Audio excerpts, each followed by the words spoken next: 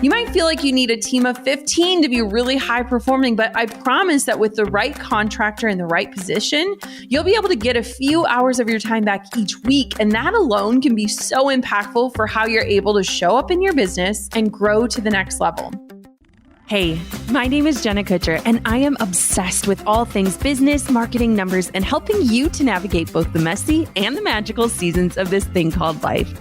I'm a small town mama who took a $300 camera, grew a successful photo biz, and now I work from home and run a 7-figure online business. I teach you the tried and true secrets to building a career you adore. Shy away from the real talk? No way. Money, hardship, growth, loss, and marketing are all topics we discuss here. Think of this as your one-stop shop for happy hour with a gal pal mixed with business school. Pull up a seat, make sure you're cozy, and get ready to be challenged and encouraged while you learn. This is the Goal Digger Podcast. At the end of last year, my entire team, we all hopped on a Zoom call and we did this round robin where we shared what we were most proud of. Given how challenging and uncertain 2020 was, we had a lot of gratitude for how we were able to come out of it, both as individuals and as a team. My piece of gratitude, I was so thankful that not only were we able to support our entire team through the pandemic year, but that every person on my team also got a raise or a bonus. That felt like a huge accomplishment to me and a massive responsibility. And I'm just so proud that we were able to do that through our teamwork. You might look at my business and think, whoa, you have a team of 10? That's crazy. And maybe that seems massive or even super small. Whatever side of the spectrum you're on, having a team is something I get asked about the most. Even just 5 years ago, I could have never dreamed that I'd have a full-time team of 10 or that I'd be called a boss. It does feel crazy, especially coming from being a solopreneur for over 5 years before even making that first hire. So this definitely didn't happen overnight or even in 1 or 2 or even 3 years. It's been this slow and intentional growth, and honestly, I'm thankful for that. Years ago, I attended a workshop hosted by a husband and wife photography duo, and I remember sitting there as they shared about how they outsourced a piece of their process, which was their photo editing, and how much time it saved them and freedom it gave them. And I remember thinking to myself, I could never give that up. It's a part of my process. No one can do it as good as I can. It was naive of me at the time, and I truly believed those things and didn't believe that I could swing the expense of the help. But a few years later, I could almost hear their voices saying, Jenna, I told you so, when I was so burnt out from shooting every single weekend and editing every waking moment during the week. I ran the numbers, and it would only cost me a few $100s to outsource even just a portion of my editing, and it would save me hours upon hours. I could still edit my favorite images, do the parts that I wanted to while letting go of the rest to free up my time and my energy in order to dream up ways to make more money and help cover the expense of outsourcing. Now, once I got that feeling of freedom, even if it was just for a few extra hours each week, I was hooked. Growing my team, hiring, learning how to release control and outsource more tasks over the years happened like it happens for most entrepreneurs. Slowly, thoughtfully, and by hiring one person at a time, letting go of the tasks that I needed help with or gaining the valuable help that was necessary in order to scale. I didn't hire everyone at once. I hired super slowly as my business grew and as my profits allowed me to reinvest into the help that I needed. See, you don't need a team of 10 or even one full-time employee to be able to begin outsourcing and releasing your workload capacity. I started with someone who would join for each project, helping me edit the photos. Then I hired someone to help me with inbox management for a few hours a week. And the best part was I paid them for their time, which ebbed and flowed with each season. The beauty of working for yourself means that you create your hours, your schedule, and your days, and you can also choose the tasks and projects that you can offload from your plate a few hours a week to a contractor when the timing is right. So let's talk about all of these things and so much more in today's episode. Today's episode is all about teams. I'm ready to be your coach. Are you ready to join me? Thanks to Policy Genius for supporting Goal Digger. You could save 50% or more by comparing life insurance quotes and feel good knowing that if something happens, your loved ones will be taken care of. Go to policygenius.com to get started. Thanks to Coastal for supporting Goal Digger. What's worse, trying on glasses or a new pair of jeans? It's kind of a close tie. Now and for a limited time, they're offering our listeners the best deal they have going on anywhere, 30% off your first pair of glasses at coastal.com/goaldigger. The best news is it doesn't have to be this big, overwhelming thing, hiring someone to support your business, but it should absolutely be intentional and thoughtful. AKA, I would advise that you don't just hire someone you see in a random business Facebook group who seems like they hopefully might be able to help you out on the side for $7 an hour. You want to find someone who is proficient and has a skill set aligned with what your exact needs are. You can always teach and train on the details, but having someone who has knowledge in your industry or what you're needing is a really great place to start in order to gain the confidence and trust required to really reap the benefits of hiring. Instead of jumping in and pulling the trigger on just getting anyone in place, which by the way is super tempting, especially when you're in a crazy busy season where you can hardly keep your head above water and you're feeling utterly burnt out, like I get it.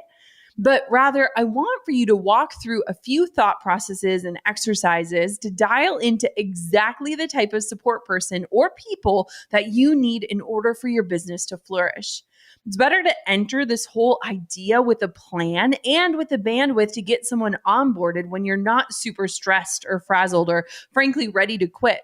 Now, before you're like, Jenna, exercises? No, thanks. I was ready to listen and learn on autopilot while I clean my house from top to bottom, or while I take my dog for a walk, or while I make my child mac and cheese.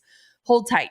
These exercises are so super simple and they're eye-opening, and they can be done anywhere as long as you have a few minutes of bandwidth and a little extra brain capacity to thoughtfully think through how these things can help you. This is something that can be absolutely transformational for your business once you start digging into your own needs, your blind spots, your weaknesses, and your strengths within your business. So let's get into it and walk through the exact steps you can begin taking today to get an exceptional support team in place in order for your business to thrive and for you to have the capacity to dream and rest and build and breathe a little easier again. No matter if you've hired before and just didn't feel like you clicked with your team, or you've hired before and you love your team and you're ready to onboard again, or you're not even sure you're in the right place to hire, this episode will help you navigate what priorities to focus on as you build out an awesome support system, whether that's now or a little bit later on, as well as to make meaningful hiring decisions for you, your business, and your future. So first things first, look at what tasks are in your business and map them out. So over the next week or even 2 weeks, what I want for you to do is to set a notebook by your computer or open up the Notes app or a Google Doc. And every time you are spending time working, jot down the tasks you're busy completing. Bonus points if you write down how long they take you, like how long you're spending on a certain thing. Pretend with me that you've got to hand in a timesheet to a boss or someone that's tracking your time honestly, so that you have this holistic look at what you really do all day and what it is that's taking up your time. A lot of times we feel super busy, but by the end of the day, we feel like we've got nothing accomplished. Simply tracking where your time goes and what it's spent on is the first necessary step to getting the right help. One of the very first keys to knowing who and how to hire support is getting really intimate with all of the processes in your business. If you're a solopreneur, odds are that you already have a heavy hand in all the moving parts of your business. But have you ever taken the time to sit down and map out each step in each system? This process can be called a couple different things. You might have seen it touted as process mapping or standard operating procedures, SOPs, but essentially you're looking at all of the main overarching tasks within your business and breaking each one down to evaluate all the little and mini tasks that it takes to complete the larger ones. So inside my business, you could look at a bunch of bigger projects like producing the podcast, managing our courses, running launches, publishing blog and website content, or creating an email or a Pinterest plan. Within each of those larger tasks or buckets are a bunch of subtasks. Like, for example, to prep a podcast episode from start to finish, we need to come up with a topic and or find a subject to interview for the episode, perform research on that topic or guest to prepare for recording, plan a time to record the actual episode, edit the episode, write show notes, deliver promo assets to the guest, prep social media content to promote the episode, and a few other odds and ends tucked in between.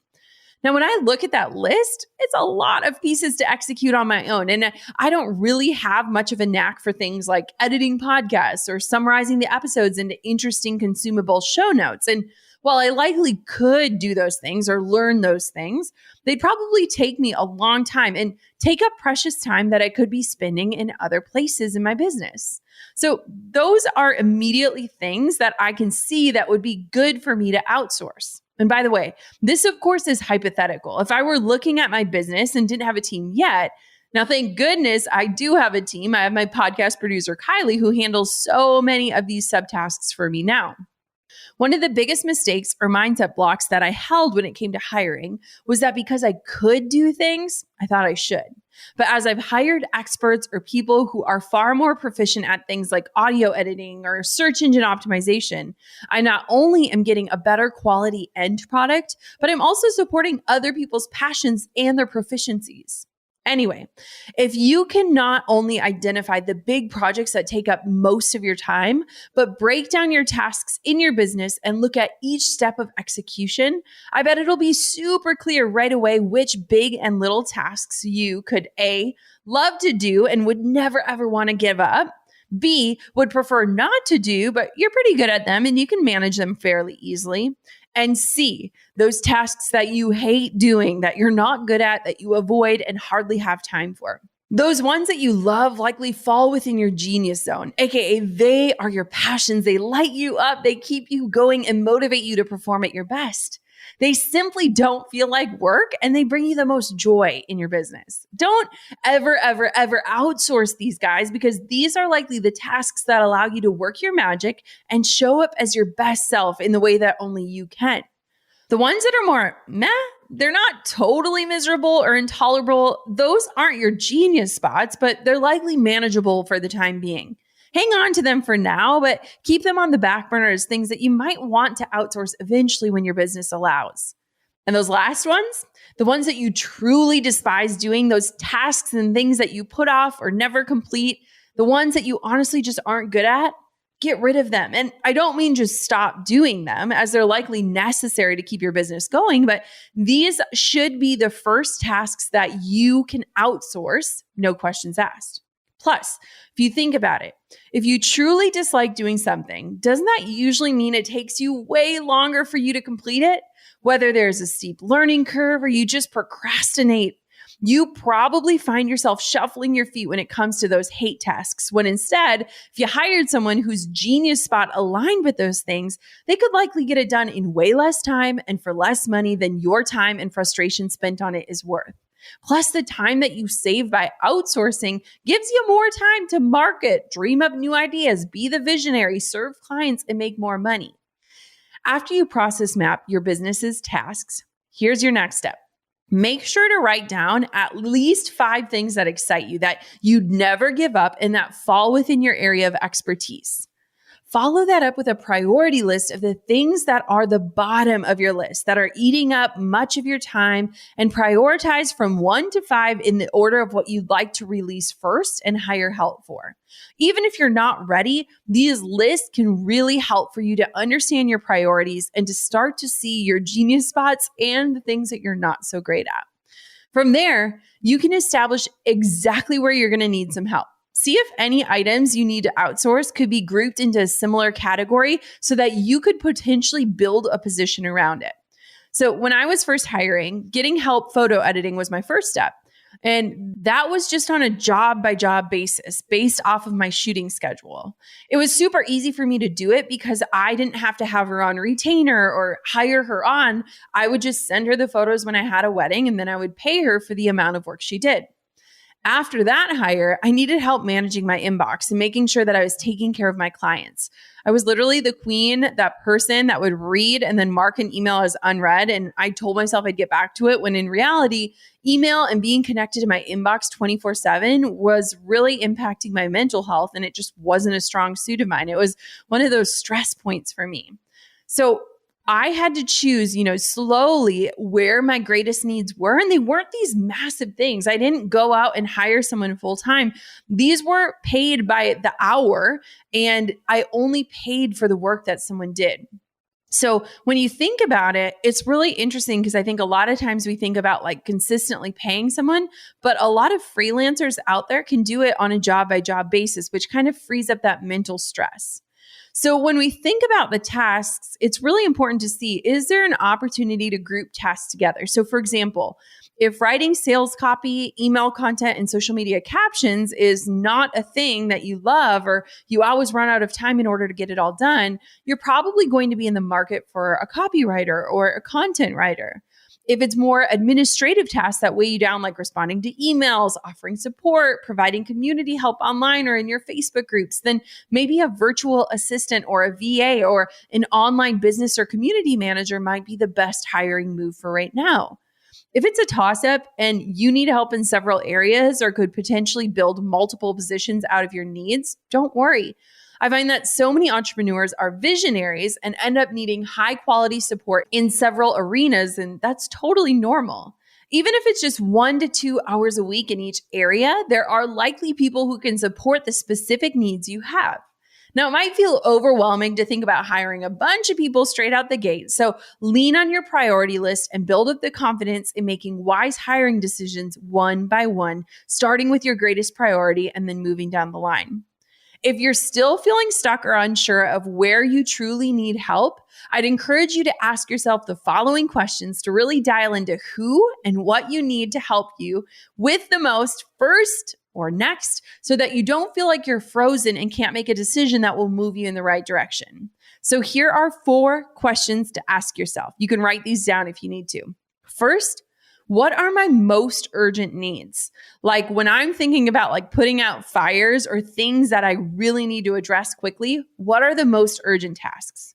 Number 2, what important task or tasks currently aren't getting done because I don't have the time, energy, skill, knowledge, or capacity? What are those things that you know you should do, but you're not doing for whatever reason?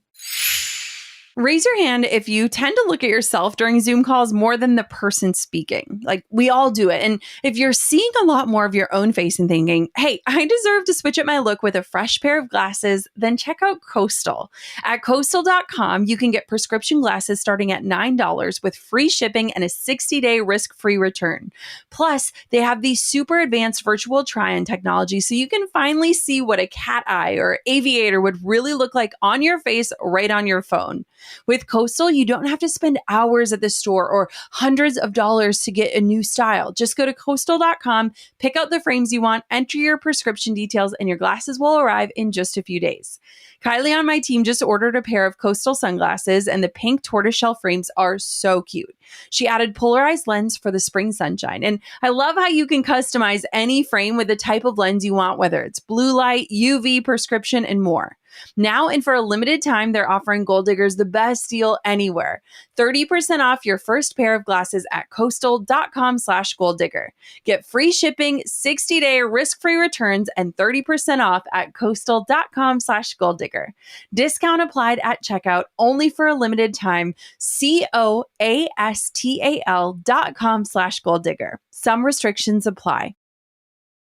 April means a lot of not so fun things, getting fooled, all that rain, and doing your taxes. So if you need a positive experience to balance it all out, consider protecting your loved ones by getting life insurance with Policy Genius.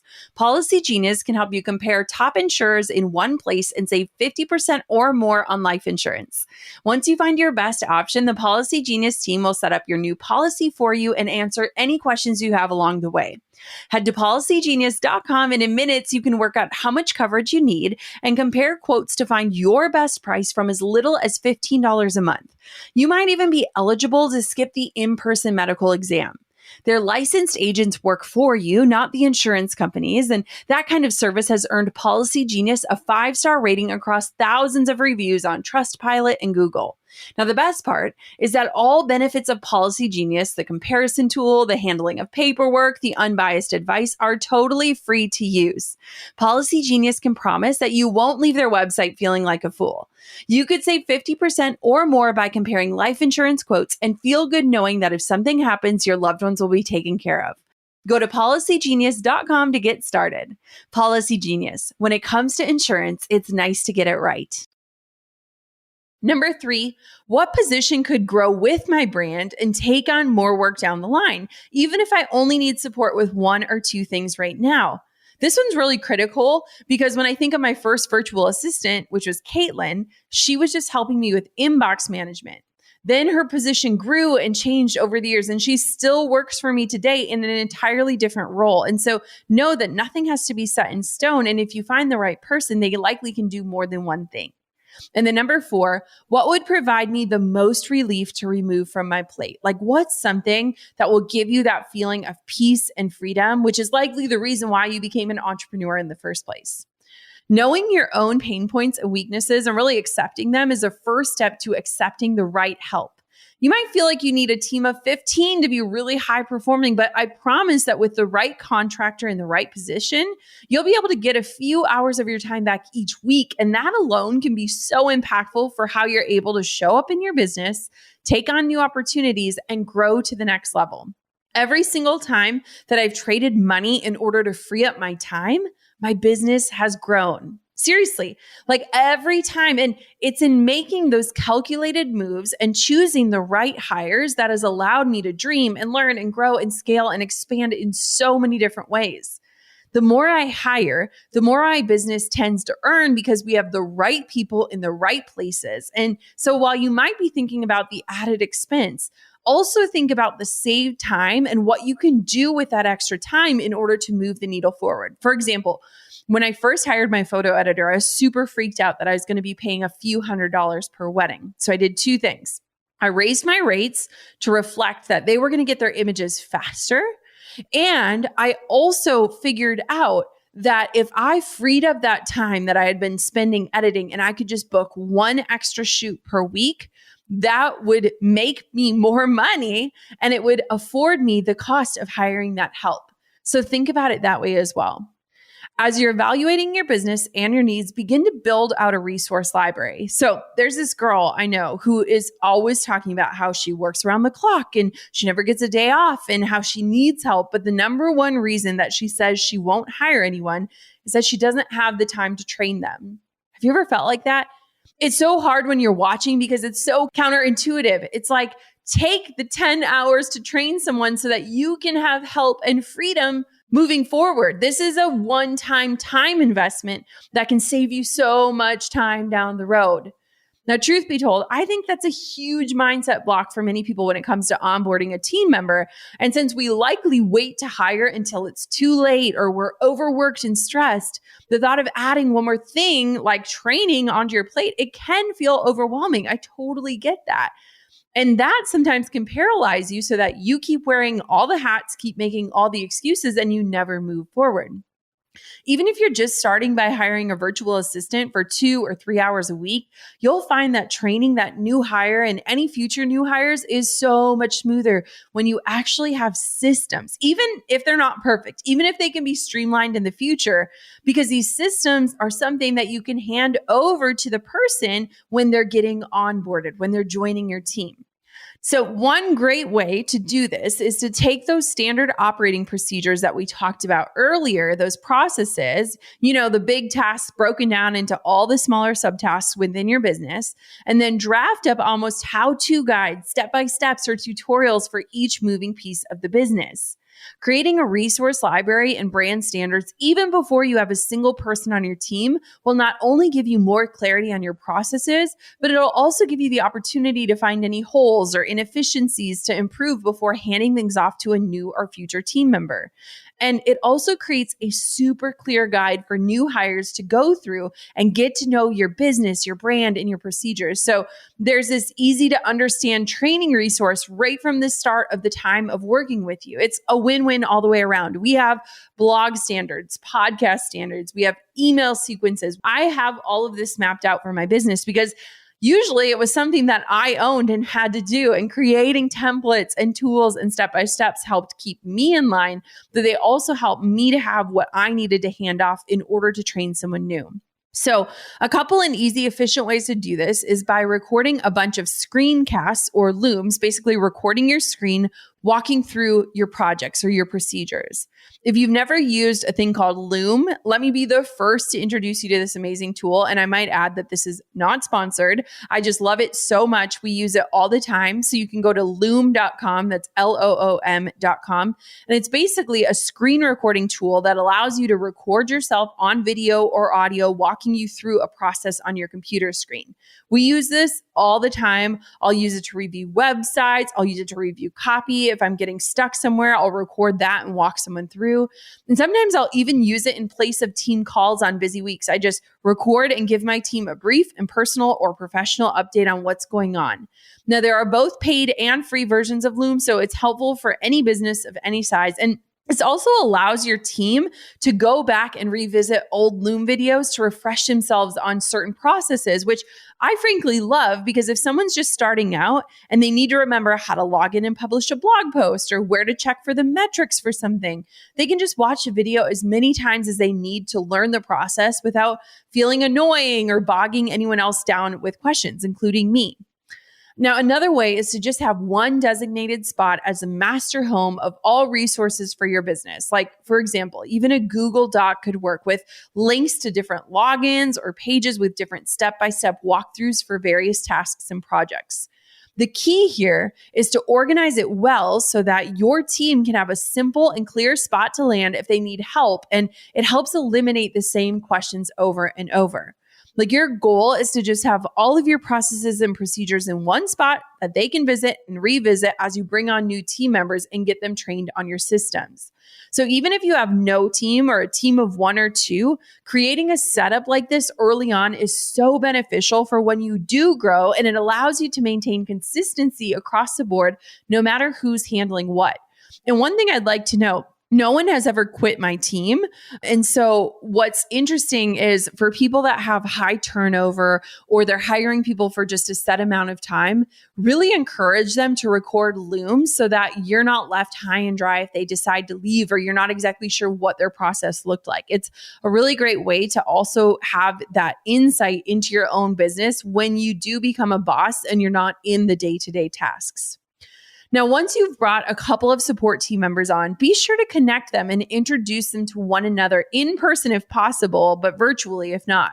That way they know who and how they can collaborate with each other on certain projects, and you won't always have to be the in-between person managing communications, which honestly can bog down a lot of your time in and of itself. And that's so not the goal of bringing on a support team. Like, the reason you're doing this is because we want you to spend less time on small details and communications and more time thinking of your genius new visionary ideas to expand and grow. There is so much power in connecting your team instead of having them all work in their own silo. And for me, I really realized this when I had Coco and I didn't have an integrator yet. And I had a team of 9 and everyone had to go through me. And I was feeling really stretched. And I felt like things were only moving forward if I was helping guide them. And I also felt like sometimes I was the cog in the wheel holding things up because I wasn't online all the time as a mom. And so I had to totally pivot my approach with how my team collaborates as it's grown. Like, I used to be the person, I hated team calls. I didn't love project management softwares. I tried them all, never liked them. And it wasn't because I didn't necessarily see the value in those things, but it was because I didn't want to have to be the one to mess with setting them up and keeping people accountable and keeping everyone on a schedule and with a system. Like, that is not my genius place. It's not my strong suit. And I should have known that it would take bringing in someone else who was good at those things and organizing that for us effectively in order to keep them running.